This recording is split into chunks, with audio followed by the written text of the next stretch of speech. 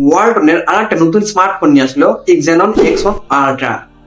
যখন কোনো ফোনের সাথে আল্ট্রা মডিউল আমরা দেখতে পাই, আমরা স্পেশালি ধরে নিই যে ফোনের সাথে স্পেশালি কিছু আছে যার কারণে আল্ট্রা মডিউলটা দেওয়া হয়েছে।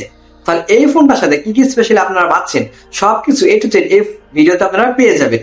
এবং হ্যাঁ, এই ফোনটার প্রাইস পয়েন্ট হচ্ছে আপনার 17,999 টাকা। এই প্রাইস পয়েন্ট আপনারা ফোনটা পারচেস করতে পারবেন।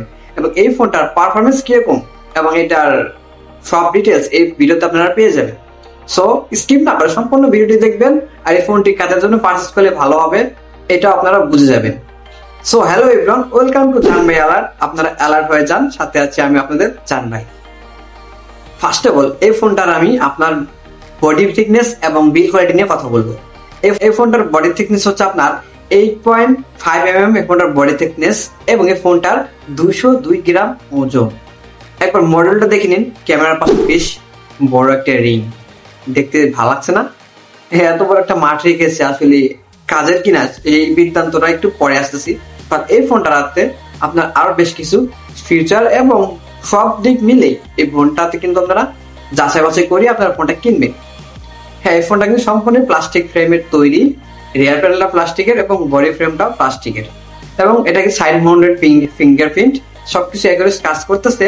বাট পানি ছিটিপিটি লাগলে সেক্ষেত্রে একটু এনিমেশন ডিলে হলেও হতে পারে। যদি এই ফোনটার আমি ডিসপ্লে সেকশন নিয়ে কথা বলি, তাহলে এই ফোনটার সাথে আপনারা পাবেন IPS LCD প্যানেল, যেটা HD+ সাপোর্টেড। কিন্তু বর্তমান জেনারেশনে এই প্রাইস পয়েন্টে HD+ সাপোর্টেড আমার কাছে তেমনটা একটু সাড়া দিচ্ছে না। যদি আপনি ভিডিও দেখতে চান সেক্ষেত্রে আপনার মানে দূর থেকে দেখলে কোনো সমস্যা হবে না, বাট কাছ থেকে দেখতে গেলে আপনারা বুঝতে পারবেন হ্যাঁ, এটাতে রেজলিউশনের ঘাটতি রয়েছে।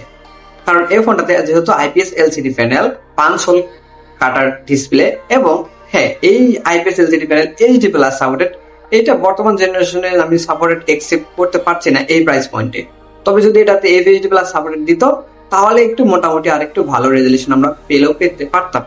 তবে তারা দিয়েছে আর কি, কিছুই করে না। তবে হ্যাঁ, এটা কিন্তু 120Hz রিফ্রেশ রেট কাজ করতেছে। এবং যদি এটার আপনার ডিসপ্লে বেজাল নিয়ে কথা বলি, সেখানে কিন্তু দূর থেকে তেমন মনে হবে না, কিন্তু কাছ থেকে বেজালটা বেশ মোটা লাগছে এবং পাঞ্চাল কাটারটা বেশ মিডিয়াম সাইজের। এটা একটু ছোট করলে ভালো হতো, তবে কিছু করেননি। তবে এটা অনেকটা বেটার। যদি এই ফোনটা ক্যামেরা সেকশনের কথা বলি, তাহলে দেখতে পাচ্ছেন এত বড় একটা রিং। এই রিংটার কারণে কিন্তু এই ফোনটার স্পেশালি মডেলটা বেশ সুন্দর। এবং হ্যাঁ, এটাতে কিন্তু আপনার মেইন ক্যামেরা পাচ্ছেন আপনার 50 মেগাপিক্সেল, এবং আরেকটা ডেপথ সেন্সর, সেটা হচ্ছে 0.8 মেগাপিক্সেল। আর ফ্রন্টে আপনারা পেয়ে যাবেন 8 মেগাপিক্সেল, যেটা ফর ফেসিং ক্যামেরাতে আমার কাছে বেশ সুন্দর লাগছে। এবং লাইট ডিটেলস মোটামুটি শার্প রেজলিউশন, কন্ট্রাস্ট মোটামুটি ধরে রাখতে পারছে, কিন্তু মাঝে মাঝে একটু পিছন ক্যামেরা দিয়ে ছবি তোলার সময় একটু ব্রাইটনেসটা একটু হাই করে ফেলছে। যেটা এই ফোনটার প্রসেসর দিক নিয়ে আমি কথা বলি, সেক্ষেত্রে আপনারা এই ফোনটিতে আপনারা পাবেন MediaTek Helio G99। তবে এই প্রসেসরটা বেশ 1-2 বছর আগের পুরনো প্রসেসর। তবে এই ফোনটার সাথে স্ট্যাবল মোটামুটি ধরে রাখতে পারছে। তবে অলরেডি কিন্তু আমরা G100 অথবা G20 আমরা কিন্তু এরকম মানে পেয়ে গেছিলাম, কিন্তু এটার সাথে যদি G100 দিল অনেকটা ভালো হতো। তবে আপনারা দেখেন স্ক্রিনে যে বেশ কিন্তু এটার থেকে ডিফারেন্ট কোনো কিছু নয়। G100 এবং G99 প্রায় প্লাস পয়েন্টই, জাস্ট একটু ডিফারেন্স আছে। তাছাড়া এই প্রাইস পয়েন্টে এই পজিশনটা কিন্তু আপনারা মোটামুটি টুকটাক গেম খেলতে পারবেন। ফ্রি ফায়ার, পাবজি, হালকা পাতলা নর্মাল যেগুলো গেম, ওগুলো আপনারা টুকটাক খেলতে পারবেন, সেক্ষেত্রে কোনো প্রবলেম হবে না। তবে আলাদা গ্রাফিক্সে এই ফোনটা দিয়ে গেমস খেলাটা আমি বেটার সাজেস্ট করবো না। তবে নর্মালি ভাবে সবগুলো গেমস প্রপারলি রান করছে।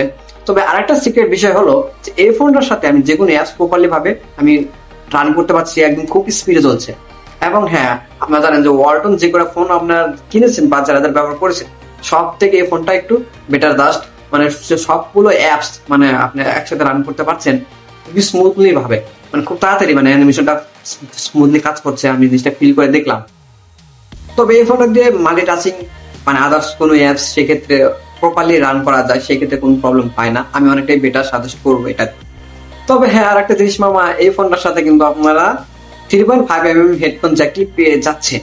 এটা কিন্তু বর্তমান জেনারেশনে মানে প্রায় ফোনে দেখা যায় যে এটা থাকে না, তবে এই ফোনটার সাথে আপনারা পেয়ে যাচ্ছেন। এটা অনেকটা ভালো কাজের। এবং যদি ফোনটার স্টোরেজ নিয়ে কথা বলি, সেক্ষেত্রে আপনারা কিন্তু এই ফোনটার সাথে একটি ভেরিয়েন্টই পেয়ে যাবেন, সেটা হচ্ছে আপনার 6 GB র্যাম এবং 128 GB স্টোরেজ। এবং হ্যাঁ, এটাতে কিন্তু আপনার ভার্চুয়াল মেমোরি ইউজ করতে পারবেন, দুটো সিম একটা মেমোরি কার্ড ব্যবহার করতে পারবেন। এইটাও কিন্তু একটা কাজের, কারণ বর্তমান সময়ে আমরা কিন্তু দুটো সিম ব্যবহার করতে পারি, জাস্ট মেমোরি কিন্তু প্রায় ফোনে দেখা যায় না।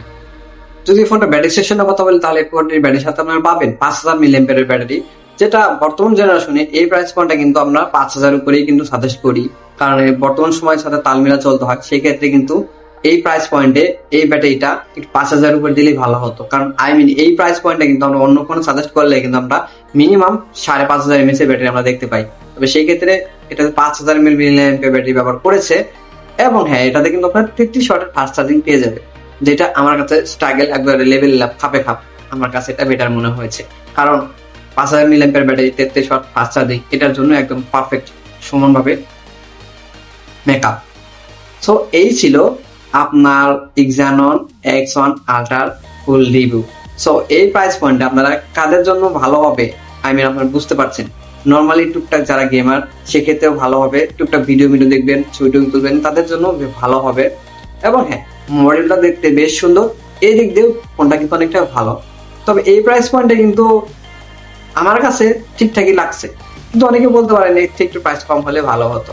তবে ভাই, মার্কেট রেজুলেশন কখন প্রাইস কমে পারে সেটা তো বলা যায় না। তবে এই প্রাইস পয়েন্ট আমি যেটা দেখছি, এর থেকে কম পেলেও পেতে পারেন।